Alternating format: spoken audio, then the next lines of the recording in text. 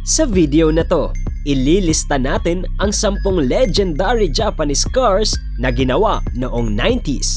Ang 90s ay isang perpektong era para sa mga kotse. Ang ilan ay tinatawag ito bilang golden era ng mga sasakyan. Kung ang pinag-uusapan ay JDM na kotse o Japanese Domestic Market Cars, ito ang era kung saan unang lumabas ang mga legendary models. Ang mga kotseng gawa ng mga Japanese auto manufacturers ay halos nangingibabaw sa merkado kasabay ng VHS at mga mixtapes.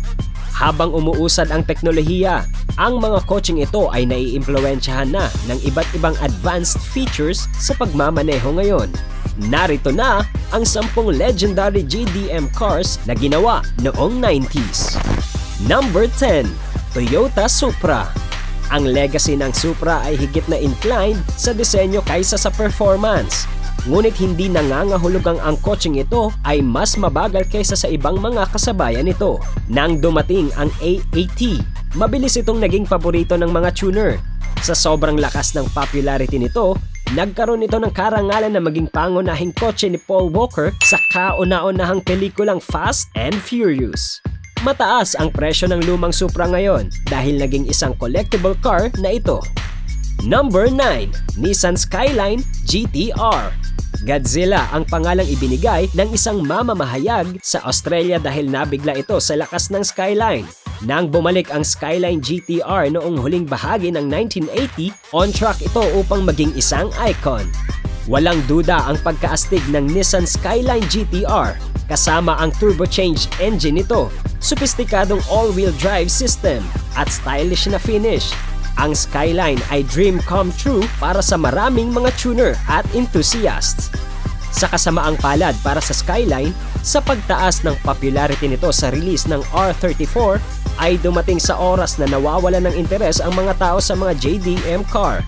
Gayunpaman, ang GT-R ay tunay na isang napakaastig na JDM car.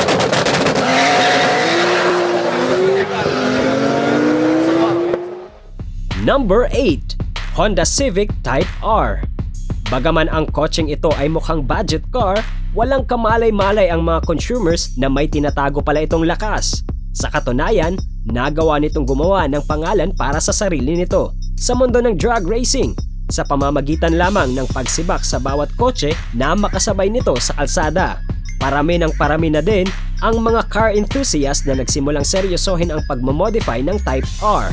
Ang partikular na kotseng ito ay naging pundasyon sa lahat ng Civics na sumunod dito.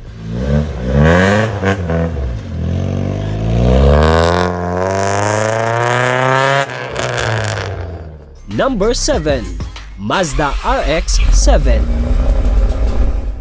Tulad ng Supra, ang Mazda RX-7 ay higit na iginagalang para sa itsura nito na may mga kurba at contour na nakaposisyon sa lahat ng tamang lugar.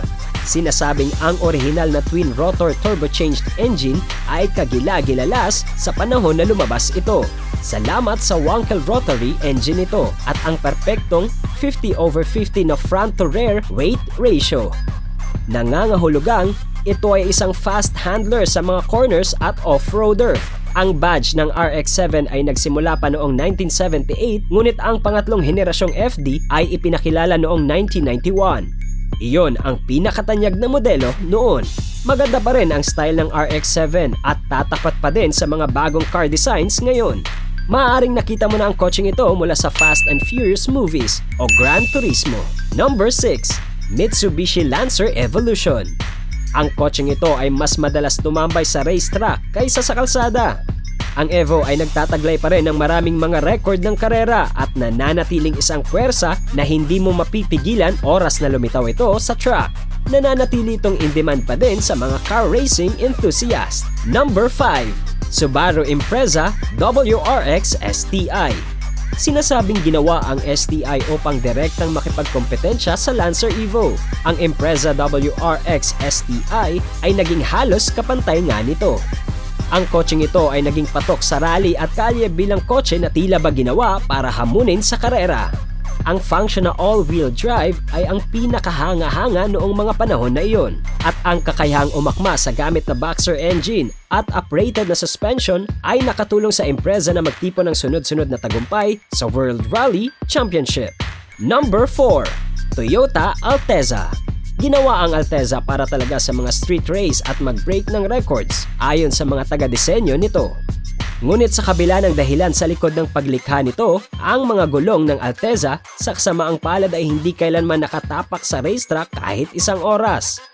Ang mabangis na disenyo ay siya ring naging depekto nito dahil lumabag ito sa maraming mga paghihigpit sa karera at dahil hindi ito legal sa kalye, ang kotse ay hindi na nakikita kahit saan mula pa noon.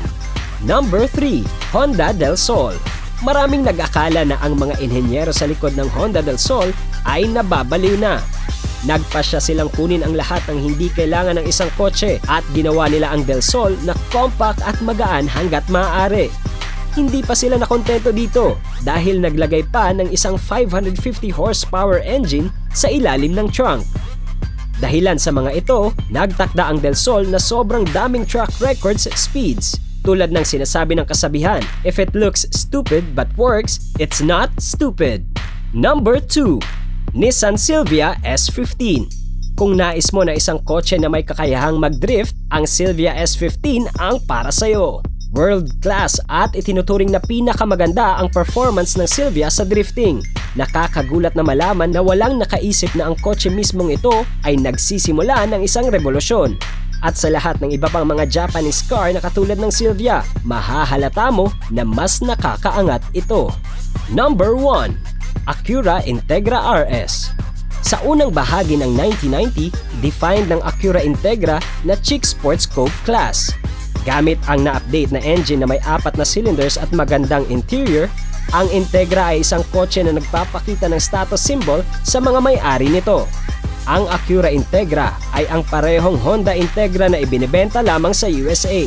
Ang Integra RS ay sinadya upang maging isang drag racer at isang klasikong sasakyan din. Mayroon itong perpektong balanse sa pagitan ng performance at style. Mahalagang tandaan na ang kotse ay dinisenyo upang mapanatili ang maraming mga orihinal na bahagi hanggat maaari. Kaya't walang anumang duda na ang kalidad ng build nito ay matibay. Ang pagka-rare ng isang Integra RS ay nagpapatibay sa pagiging legendary nito. Mag-like at subscribe na for more contents na katulad nito. Meron din kaming mga products at merch. Yung links nasa description. Salamat sa panonood!